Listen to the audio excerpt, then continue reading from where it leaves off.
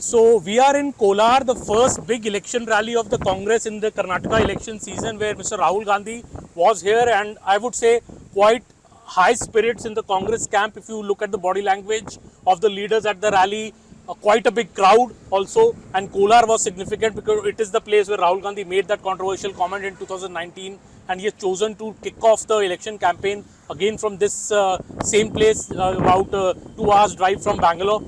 Rohini, how do you see the spirits in the Congress camp? Do you think the spirits, is a good omen for the Congress?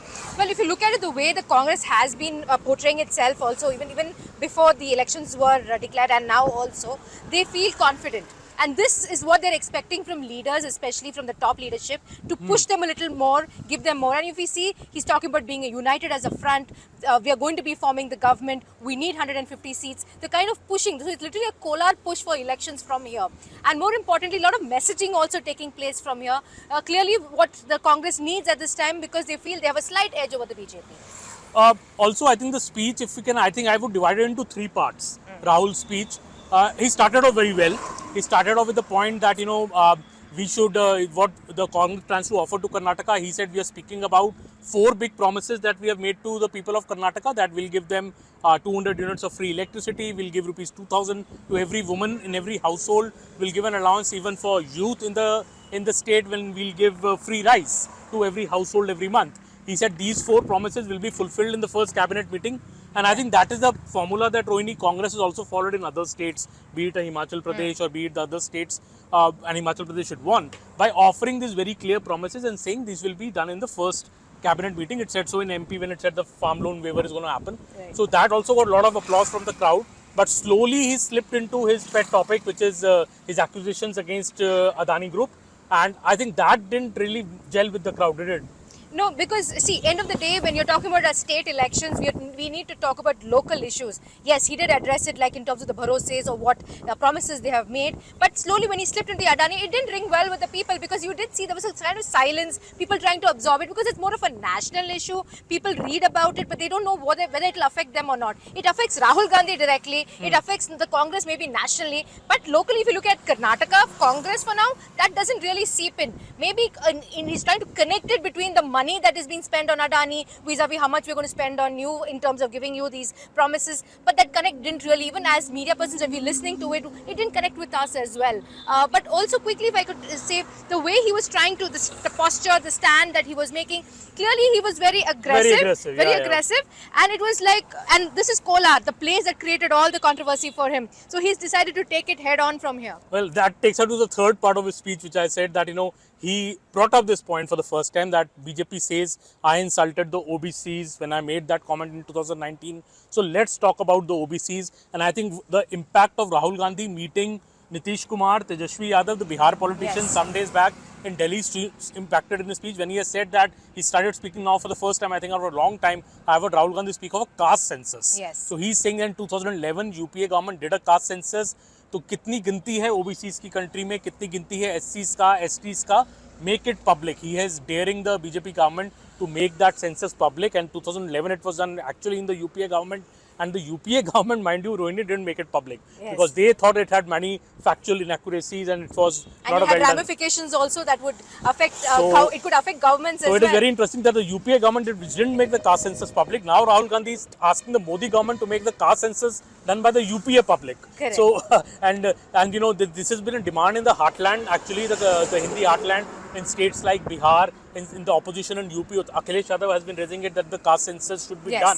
So Rahul Gandhi wading into that, saying it is humiliation of the OBCs if you don't declare what is the caste census of 2011. And in fact, he's saying that the government should breach the 50% reservation cap, which has in fact been fixed by the Supreme Court. Right. So again, that didn't make much of sense, but I think Rahul Gandhi trying to touch the points maybe of the caste matrix in Karnataka? And Karnataka and in Kolar also, because that's also major importance why. And he was trying to bring a local connect through such kind of angles. But like you said, the real story lies on the ground, whether he addressed issues what people want. Am I going to get power? Am I going to get employment? Am I going to get, are women going to be empowered? End of the day, people want to know whether the Congress government can deliver on their promises. He has made the promise, but see, it's up to the voters finally, because the BJP talks about their double engine government. Here we heard the speeches of other leaders saying, what did they do? They only double their money. But this is all projection.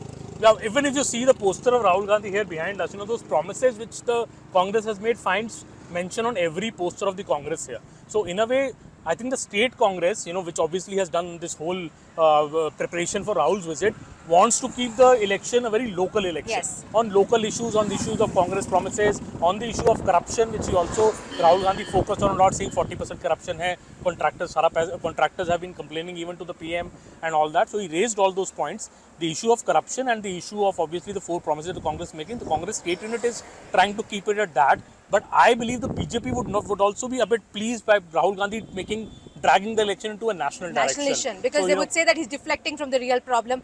And if you remember, when you and I met some Congress leaders, they were talking about how inflation clicks in the urban areas, and it is unemployment and those promises that are seem to have clicking with the rural. But whether Rahul Gandhi's speech has clicked at all in both the areas is we will know only on 13th May which way it has clicked. But I think Rahul Gandhi's speech today also sets the tone for how the BJP's campaign will be. And mind you, the Prime Minister is going to start a battery of rallies from the last week of April. And the Prime Minister is, I think, going to go hammer and tongs against Rahul Gandhi, and especially this whole debate which has been raised, and also especially on the issue of corruption, I think, Rohini. Because here, yes. Karnataka, I think the first time the tables have been turned by the Congress. It is usually the Congress which is on the back foot on allegations of corruption.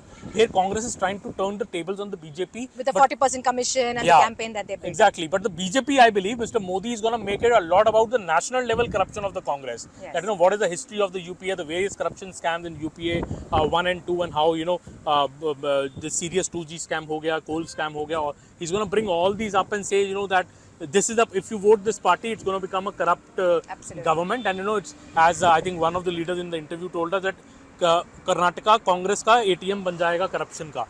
So I think BJP is going to stress on that line, and also the double engine development will stop. Yes. I think that is another point that the BJP will make very strongly in their election speeches. One last point I'd like to also highlight is what Mr. Mallikarjun Kharge also said. And he said, whoever be the chief minister, it doesn't matter. The people need to vote for the Congress in power, and then we will decide. So there again, another messaging saying that they're still undecided about. Very interesting visual at the rally of Mr. DK Shivkumar sitting there, Mr. Siddaramaiah sitting there, and I didn't see much of them talking a lot, but Mr. Rahul Gandhi speaking largely with Mr. DK Shivkumar did appreciate Mr. Siddaramaiah and his vote of thanks in the end, and Rahul Gandhi mentioned them, and Mr. Kharge mentioned both of them. So clearly, even on the dais, if you see, there were both the pictures of Mr. Siddaramaiah and Mr. DK Shivkumar with the Congress symbol. Correct. So clearly, Congress is going with these 2 elections CM faces, who will be depends on the MLAs. But I think Mr. Siddaramaiah also, I think because his rally was in Kolar, and this comes just a day after Mr. Siddaramaiah has not been given the Kolar seat. He's only going to contest from Varuna. So many people also think Mr. DK Shivkumar has prevailed there, and Mr. DK Shivkumar for a long while was saying that one person should fight from only one seat. Correct. So Mr. Siddaramaiah was trying to fight from both. Mr. DK Shivkumar, many say, has prevailed there, and maybe Mr. Siddaramaiah is a bit on the back foot because Varuna is also a tough fight. Again, body language, if you see, we did see a more quiet, rather not conversant kind of Siddaramaiah there.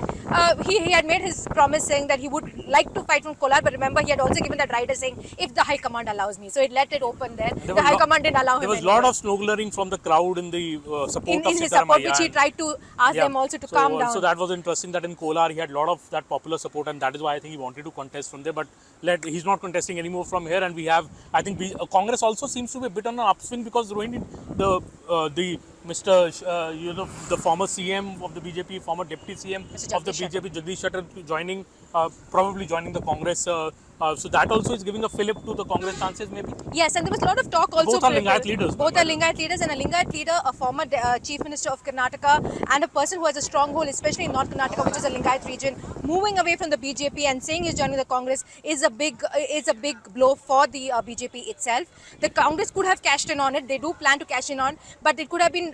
There was a lot of actually talk about him being brought even at this rally here to try and make it and project it and show the BJP on a platform as big as this. But clearly, it is happening at some point of time, and they would like to do it when Rahul Gandhi is around. But Jagdish Shettar being will play an important role, because he will also talk about how he has been betrayed by the BJP. And BJP says basically that these people won't win a seat. They say they are leaders are beyond their beyond their prime. But I think let's not discount BJP in any election. I think the Turup Katta of BJP is still to come in Mr. Narendra Modi, and we'll be back with more such discussions when the BJP starts its campaign. Tsunami of Modi is yet to reach.